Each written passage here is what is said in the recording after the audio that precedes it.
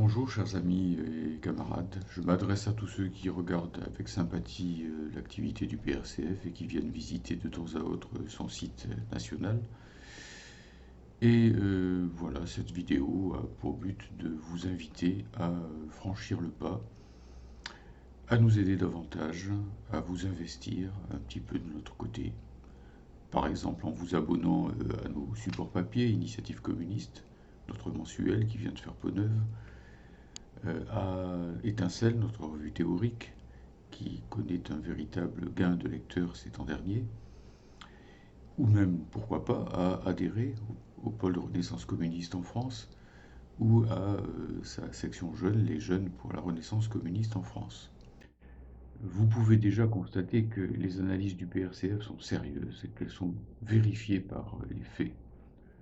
Par exemple, depuis des années, nous expliquons que le caractère actuel du capitalisme, c'est l'impérialisme et l'exterminisme. Nous entendons par là que sur tous les plans militaires, économiques, culturels, environnemental, le capitalisme porte en lui un danger majeur pour la survie même de l'humanité. Que le maintien en longue durée du capitalisme conduirait à la disparition de l'humanité. C'est ce que nous appelons donc l'exterminisme.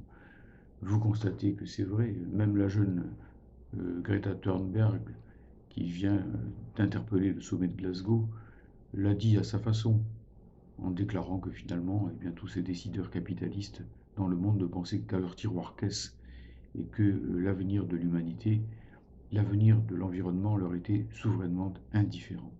Pensez aussi à M. Biden, qui nous annonce une guerre, enfin ce qu'il appelle un conflit de haute intensité, je cite, avec la Russie et la Chine, c'est-à-dire avec deux pays qui ont l'arme nucléaire et dont le second, quoi qu'on pense de son régime, est le pays le plus peuplé du monde. Bref, on nous annonce froidement une troisième et sans doute définitive guerre mondiale.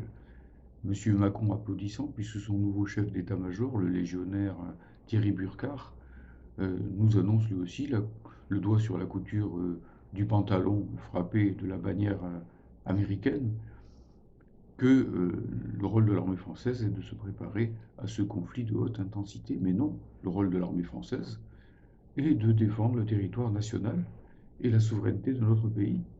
Hein. Enfin, tout au moins, ce devrait être son rôle. Au lieu de tout le temps intervenir en Afrique, alors que bien souvent les peuples ne le lui demandent pas.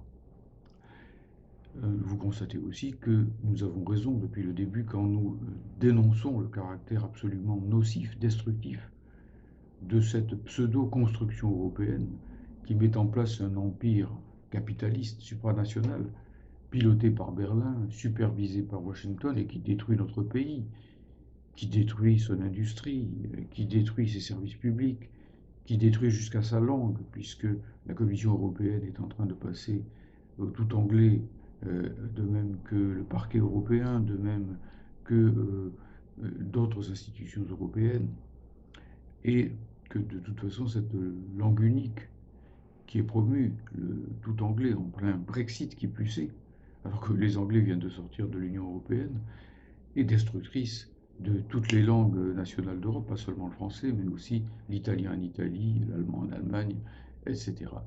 Vous le constatez, vous le vivez, et vous le vivez surtout si vous faites partie des couches populaires, si vous êtes ouvrier, employé, si vous êtes un étudiant issu de milieux populaires et que vous constatez combien la vie est plus difficile, combien l'emploi est plus précaire, combien souvent nous sommes harcelés au travail pour produire toujours plus avec toujours moins de moyens, combien nous sommes payés avec un élastique, hein, combien les salaires sont bloqués, pas seulement dans la fonction publique, un peu partout, alors que les prix s'envolent, combien la misère s'installe dans ce pays pour des millions et des millions de gens qui ne peuvent même plus vivre correctement de leur travail alors qu'ils travaillent dur. Vous le vivez. Hein. Vous voyez que nous avons été les premiers, et non pas M. Montebourg, à lancer la campagne dès 2007. Il faut produire en France et réindustrialiser notre pays, mais pour cela, il faut un secteur public industriel fort. il faut nationaliser les banques et tout ça est impossible en restant dans l'Union européenne et dans l'euro, cette monnaie qui est faite exclusivement pour imposer l'austérité à perpétuité à tous les peuples européens. Vous constatez aussi le caractère absolument destructif de la mutation du PCF.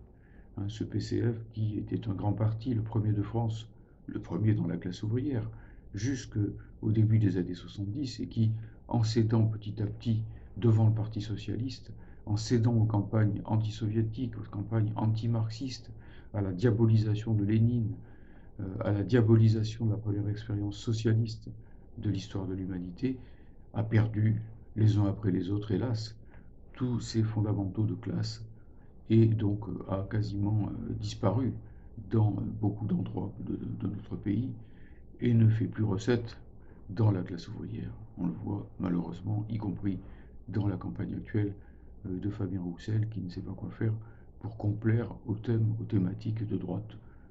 Par exemple, quand il va à la manifestation factieuse d'un certain nombre de syndicats policiers à 2 pas de l'Assemblée nationale pour prétendre que la justice est le problème dans notre pays et non pas les violences policières. Est-ce que c'est normal pour un communiste? Voilà.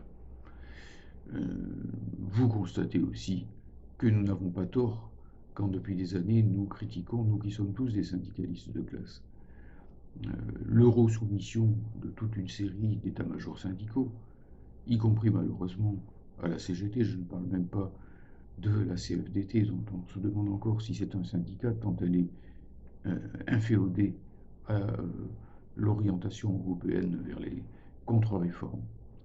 Mais bon, vous voyez bien que nous sommes en pleine situation de marasme social terrible, que des tas de gens souffrent, et que, à part la journée du 5 octobre dernier, qui n'a pas eu de suite, rien n'est fait pour fédérer les résistances à la terrible politique macroniste.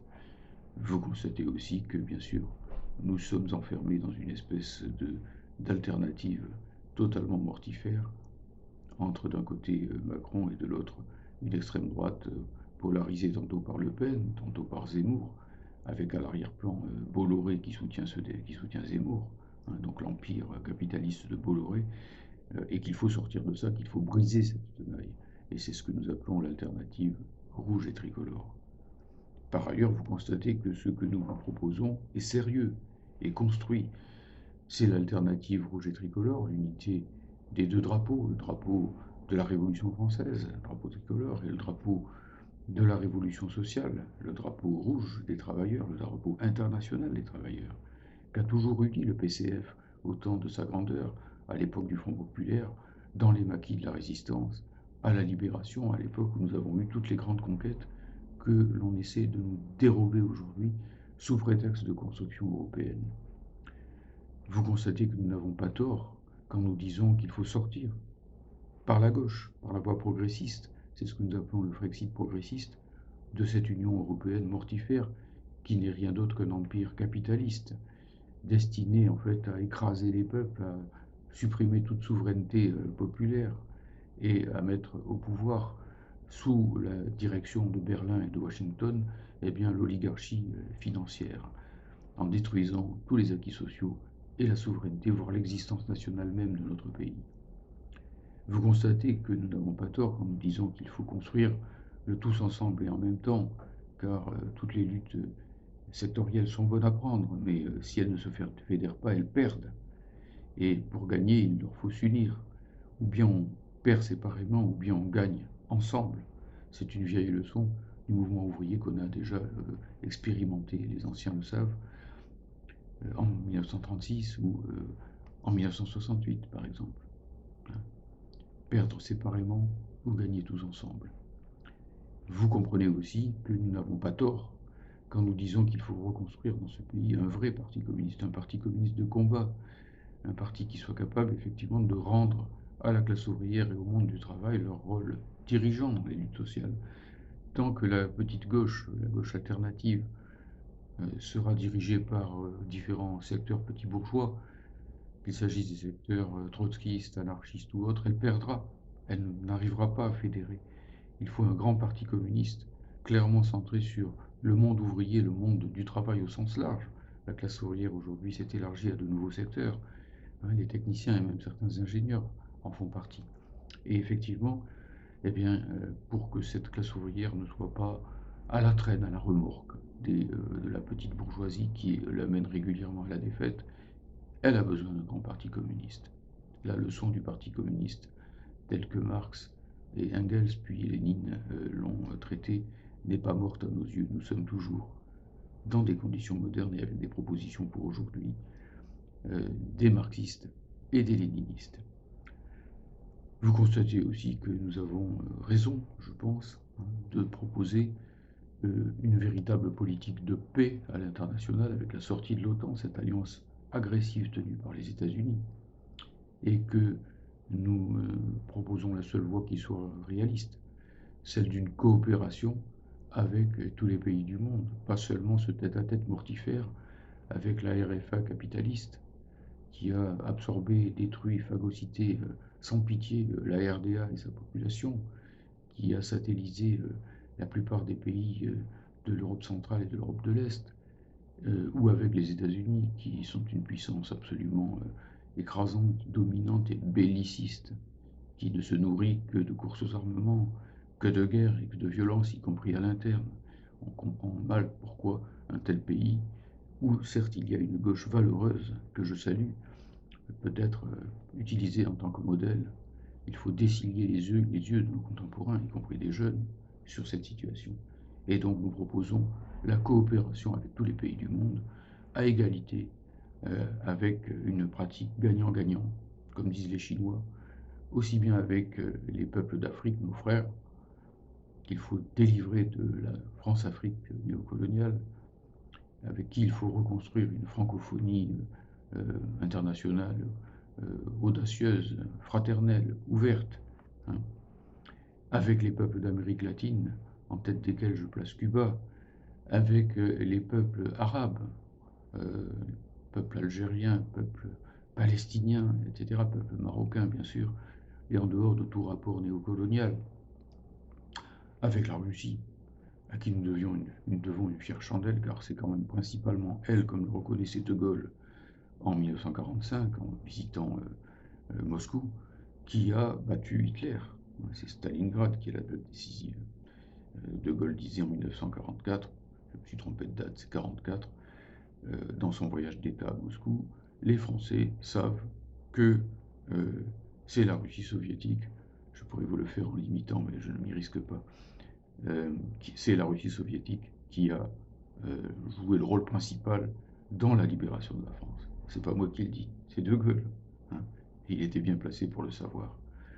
Bon, en l'occurrence, nous sommes vraiment ici devant une nécessité absolue, une nécessité vitale, parce que s'il y avait une troisième guerre mondiale, il est bien évident que même si l'humanité ou une partie de l'humanité survivait, ce qui n'est pas du tout évident, l'emballement du climat serait irrémédiable. Et la Terre elle-même serait menacée gravement. Marx déjà disait dans Le Capital, c'était le premier des écolos, mais sur des bases de classe, il disait que le capitalisme ne produit la richesse qu'en détruisant ses deux sources, la terre et le travailleur. On n'a pas besoin d'abandonner le communisme pour être écolo, on a besoin d'être mieux et plus communiste et plus révolutionnaire.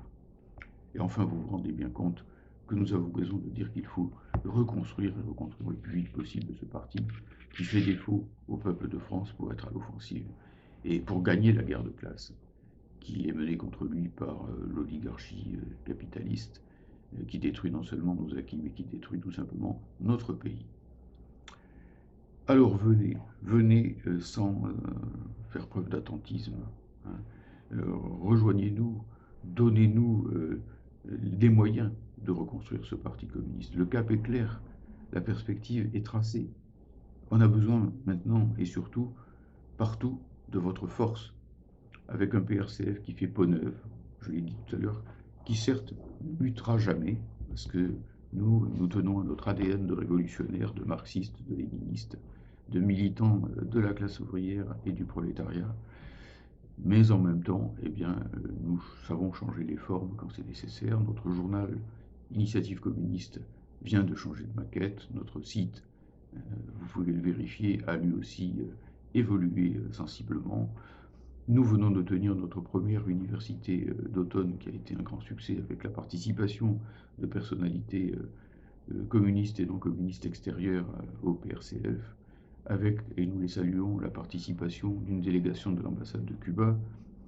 Et nous sommes, d'une façon plus générale, à l'offensive avec de nombreuses adhésions de jeunes et un renouvellement de notre direction où j'ai cédé la main en tant que secrétaire national aux jeunes camarades intelligents, brillants et désintéressés surtout, hein, Fatih Kassem. Et donc le PRCF, si vous voulez, offre aujourd'hui une perspective à tous les véritables communistes qui veulent, d'une manière ou d'une autre, non pas seulement contempler en se désolant de la situation actuelle, ou militer syndicalement, ce qui est indispensable et ce que je fais moi aussi dans mes limites en tant que retraité, mais donc en s'engageant réellement sur le plan politique. À un moment, il faut trancher le nœud gordien. Et donc, il faut, quand c'est difficile, quand la situation a besoin d'être dénouée, faire le pas nécessaire, franchir le pas. Franchir le pas, ça veut dire abonnez-vous à Initiative communiste. Ne lisez pas seulement notre site, lisez notre journal, diffusez-le. Abonnez-vous à notre revue théorique Étincelle. Suivez nos sessions de formation sur Internet. Visitez régulièrement notre site et surtout, pourquoi pas, rejoignez le pôle de Renaissance communiste en France ou, selon votre âge, les jeunes pour la Renaissance communiste en France. Merci les amis, merci camarades de m'avoir écouté.